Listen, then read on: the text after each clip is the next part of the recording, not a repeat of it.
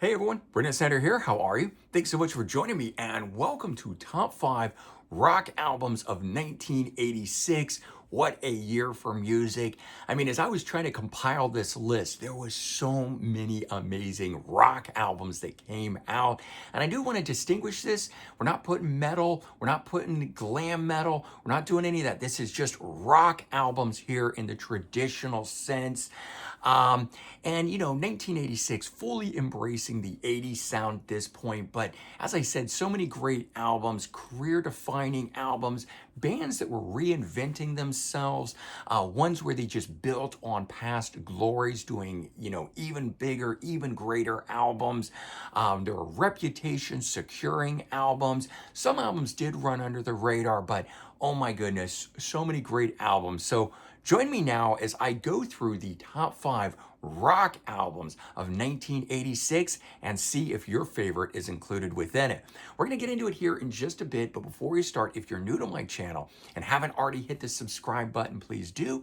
Leave a comment, hit like, all those things do help support my channel. I'd greatly appreciate it. And of course, as an added bonus, by turning on notifications, you'll never miss an episode and stay up to date on really cool things like this with top 5 rock albums of 1986. And as I mentioned at the top of this, I have done separate top 5 metal albums of 86. I'm going to be doing a top 5 glam metal albums of 86. I've decided to separate those out. Just too many great albums to put all in one list. So we are focusing on the rock here. Let's go ahead and dive into it with number 5, Peter Gabriel. So this is fifth studio album. It was produced by Daniel Lanois, who's known for working with U2.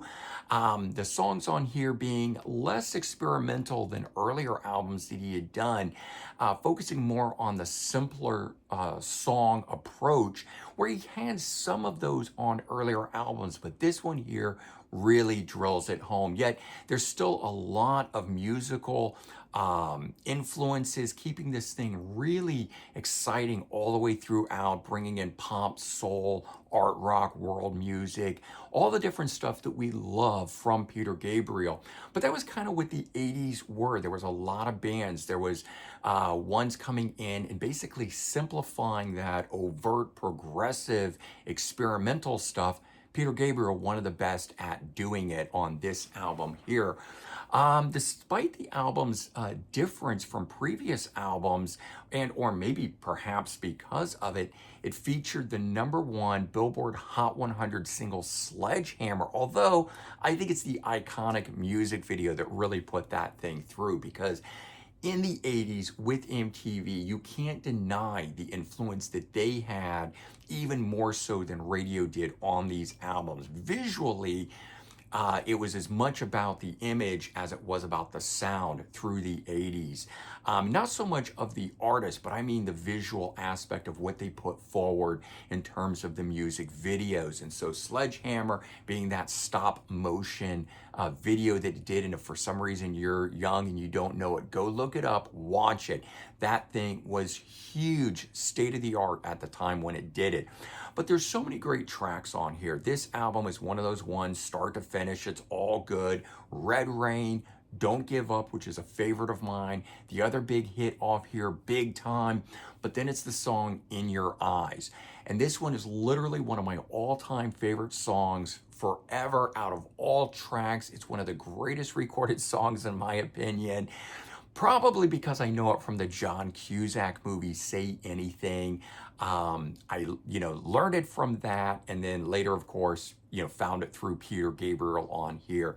But I think it's all those reasons that I spoke of, which is why this album, one, would go on to sell 5 million copies, but two, coming at number 5 as the top 5 rock albums of 86. It is just a fantastic album. I still love it to this day. All right, coming in at number 4, we've got Genesis, Invisible Touch, 13th studio album, former bandmates of Peter Gabriel. When he was in Genesis, wasn't even thinking of that when I put this together. It just jumped into my head right now.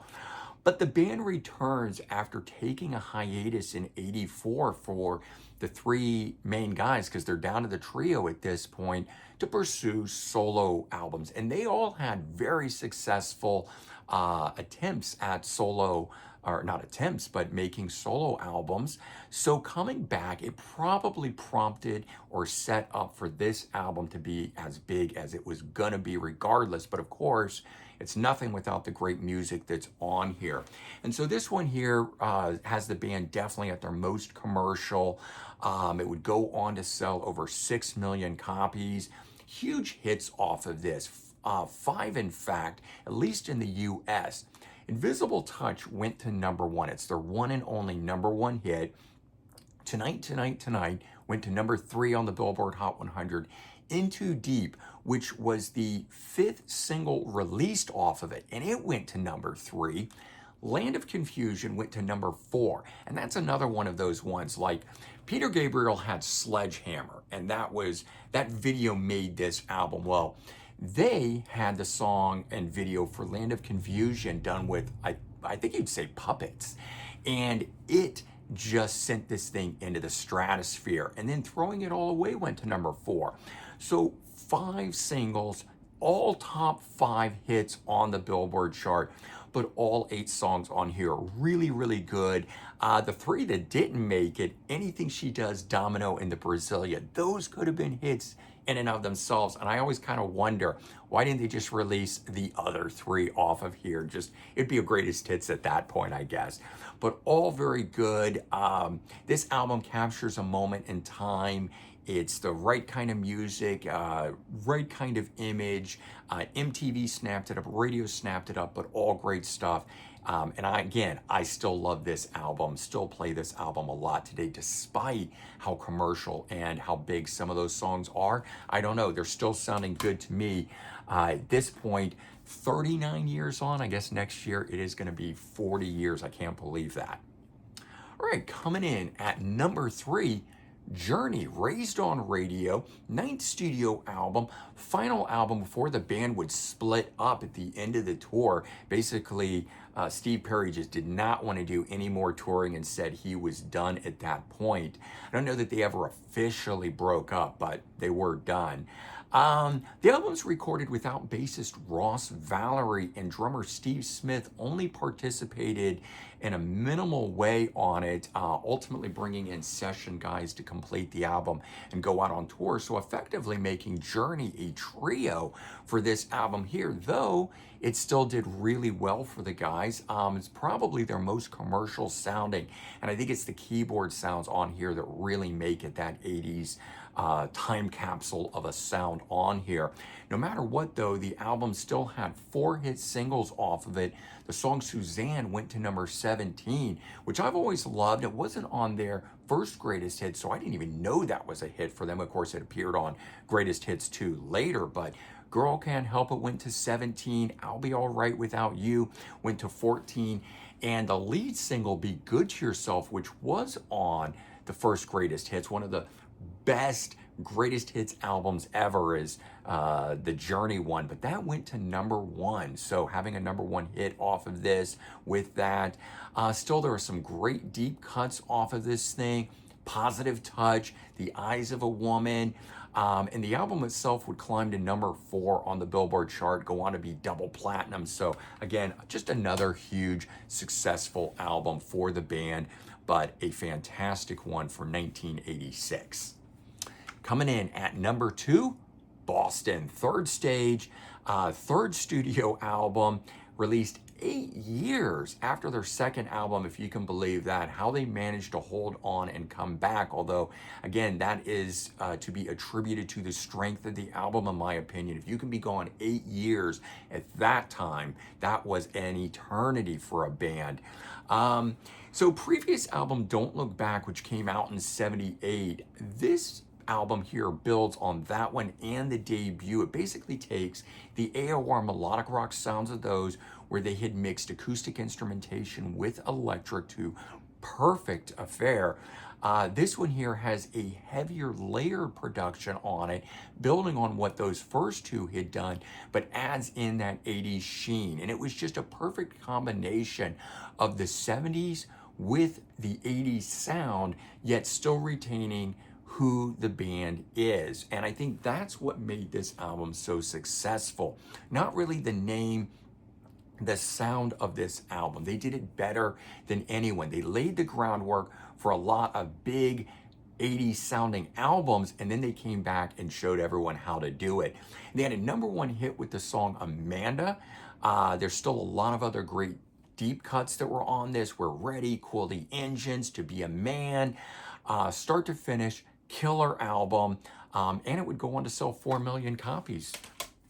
Okay, so what is the #1 rock album of 1986? Well, for me at least, Van Halen 5150, their 7th studio album and first to feature new vocalist Sammy Hagar coming from Montrose and a very successful solo career at the time too. And the album opens with a killer song, Good Enough.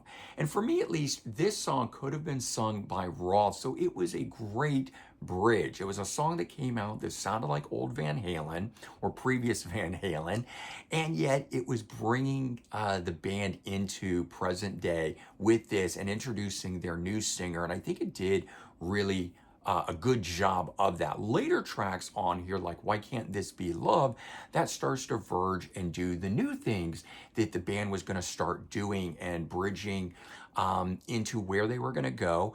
And I think, again, that helps bring the fans in. So this album here did a great job as a transitional album for the band, and oftentimes that isn't the case. When a band makes a huge change, especially with frontmen, the change is so dramatic that either you're on board or you're not.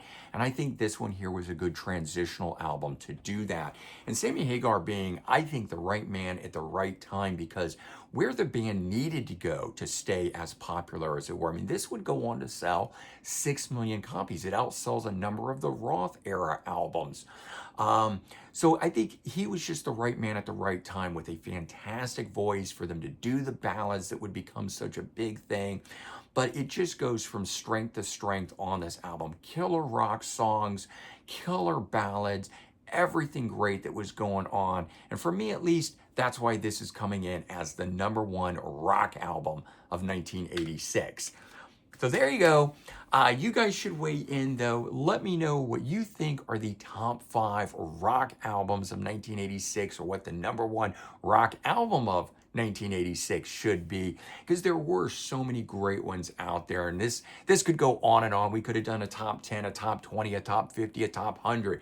I mean, so many great albums, and maybe somewhere down the road I'll do bigger ones, but I really like to get in and talk about these. And if we're doing top 50s and top 100s, it's just going to be showing them really quick. But all in all, weigh in, let me know. Hope you enjoyed the video. Have a great one, and I'll talk to you real soon. Bye-bye.